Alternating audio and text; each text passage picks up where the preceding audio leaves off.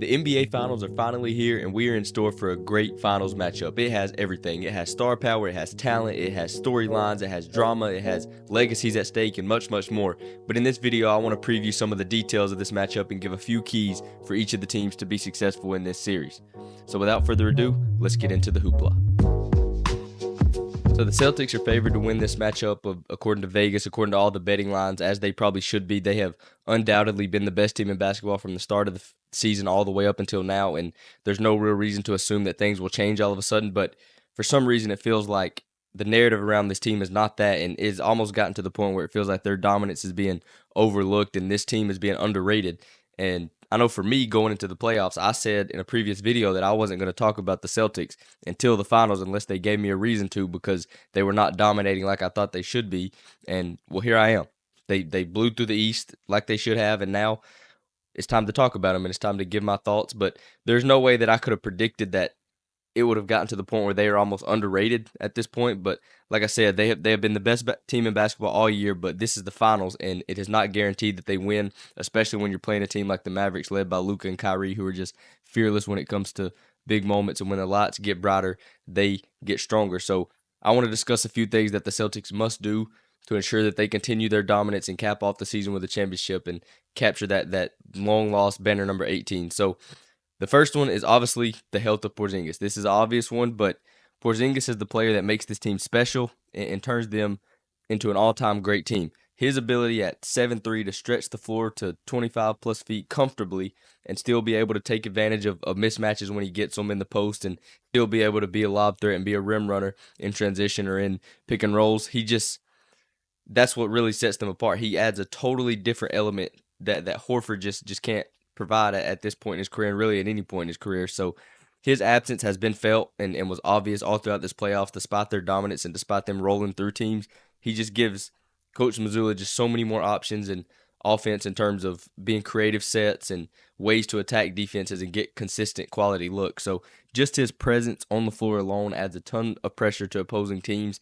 And then on defense, he provides some semblance of rim protection that they just do not have, and it's otherwise not there if he's not on the floor. So this allows the perimeter defenders such as Derek White, Drew Holiday, even Tatum or Brown to be more aggressive on the ball, take more risk, because they know they have somebody behind them that can clean things up. And everything I just said about Porzingis is why his health is so important, and why that's the first and biggest key to their success. If he's 100% and everyone else plays well, the Mavs can hang it up. They have no chance. But if not, and he is hindered at all, then Dallas will take advantage of this and on both ends of the floor and try to create advantages by Porzingis not being fully healthy. Then that takes me on to my second key for the Celtics, which is the one gripe that I have about them is that they get too reliant on the three-point shot sometimes, and they get stagnant and go on these kind of long droughts where you can go on a 12-0 run on them, or you can hit them with an 8-0 run to get back in the game or to extend the lead. And in the previous rounds, they have just been able to overwhelm teams just with talent alone, but that will not be the case in these finals. We all know how things tighten up, and just putting that much reliance on the three-point shot can be dangerous. So I'm looking for everyone on the team to just find ways to put continuous pressure on the rim through driving, through cutting, through transition, through pick and rolls, whatever, in any other way that you can put pressure on the rim. They need to find a way to do it, because that will be the key in just making sure that they get some easy points to mix in with their three-point shots. And also doing this will allow their three-point shots to become easier looks, because once you start attacking the paint and forcing everybody to collapse, then you're going to have easier looks on the outside. And speaking of threes, they must win the three-point battle. There's no ifs, ands, or buts about it, because of the reliance that they put on the threes, it is so huge that they win this battle. They cannot let the Mavs make more threes than them, or they could be in some serious trouble. But regardless of the matchup, it seems like Boston is going to try and get up there. 50, I think, is their number that they try to aim for. They're going to get up there 53, so they will for sure have more volume than Dallas, because Dallas does not shoot that many threes in comparison, which means that they must make more. They can't shoot more threes and make less threes and expect to win these games. So I'm looking for them to win that three-point battle, and that's going to be a huge stat that I'm looking at throughout this series. And lastly, the two stars and even some of the role players cannot fall victim of wanting it too bad, as they say. There are a few effects that wanting it too bad can have on them. One, it can make them tighten up in big moments, and it can lead to missed shots or turnovers or just mental errors, because you're tightened up and your body's not relaxed, which means that your mind's not relaxed. Two, it could lead them to being too fired up, and they may come out being too physical or just doing stupid stuff because you're too jacked up and can't really control your body and control your emotions, and that could lead to somebody getting in early foul trouble. And then three, and most importantly, Tatum and Brown cannot get caught up in the moment. They both have been kind of recently speaking about feeling underrated and like they aren't getting the credit that they think they deserve. So they have to make sure that they don't get caught up in all that and trying to be the hero or to the point where they start ISOing late in the games, because this has always been a problem for them, but it could become more of a problem, especially with Brown getting the Eastern Conference MVP. And I know Tatum wanted it and thought he deserved it. So they have to avoid letting this get in their heads, which could lead them to trying to take hero ball, save your top shots, and tough shots at the end of games, which could lead to some losses in these finals. And you can't just give away games. So if that happens, they will get beat in those clutch games that I just talked about. No, there's no doubt about it. If they are unable to stay in the moment and avoid letting all the narratives and all the talk get in their heads late in the game, then they will be all right. So those are the keys for Boston to win this series and for them to capture banner 18. So how about the Mavs? The Mavs are right now, they're just simply playing some great basketball. Everyone on the team is bought in. They're playing for each other. They are and marching towards that one goal of winning an NBA championship. But just like how I said this will be a step up for Boston, this will also be a huge step up for the Mavs. The Celtics are better than any of the teams they have faced in the Western Conference in these playoffs so far, and that means that they will have to play even better than they have been playing. So the keys for the Mavs start with the same words as the Celtics: Kristaps Porzingis. Healthy or not, it will be huge that they make sure to attack him as often as they can and get him involved in as many ball screens and as many actions as possible. They should treat him the same way they treated Rudy Gobert. Every ball screen, bring him up to see if he's going to play drop coverage or see if he's going to come up to the point of the screen. That they pretty much picked on Gobert that entire series, and he's the defensive player of the year, and they got what they wanted against him. So they should be able to do that even more against Porzingis, especially if he is hurt or if he is hindered in any way.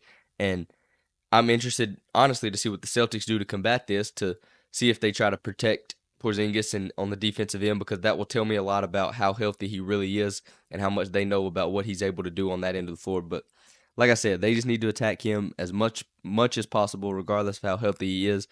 And that's all going to start with Jason Kidd designing the offense that way, and that's why he's my next key for the Mavs. He has been putting on an absolute coaching clinic in these playoffs with the way he has this team connected in the first place and how he has everybody bought in and cheering for each other, and just the team that he has built and have been helped building this entire season, and also with his X's and O's. Offensively, I'm excited to see how he finds unique ways to try and attack the defenses and where he starts the offense and where he puts Luka and Kyrie to give them the best chance to score and the best chance to make plays. And then defensively, I want him to mix things up between games and even within games. I want him to change things up. I'm looking for him to sometimes let Tatum and Brown play one-on-one and make sure that the others don't get off. And I also want to see him send some doubles at them and deny the ball and don't let them do what they want to do and make the others beat you. So just anything that gives this all-time offense some different looks that makes them have to adjust. I would even consider some zone if I was him, and I think he will. But his game plans and adjustments will play a huge role in this series, because I think he has the chance to outcoach Joe Mazzulla just purely because of the experience that he has as a player in the NBA final situations and as an assistant coach with the Lakers. So that's another key for the Mavs is Jason Kidd. The next key will be the continued dominance of the paint. They need to win the paint battle. Boston may win the three-point battle, but the Mavs need to combat that by winning the paint battle. This starts obviously with Luka and Kyrie not settling and getting into the paint, getting deep into the paint and getting all the way to the rim, and then obviously that leads directly into the two bigs getting the easy baskets with Gafford and Lively. The way they scored all those points in the paint against Minnesota was a huge reason why they won that series. When you get 20 plus points that easy and that super high percentage, it makes your entire offense easier because it lets everyone relax when you know you're getting that many easy points.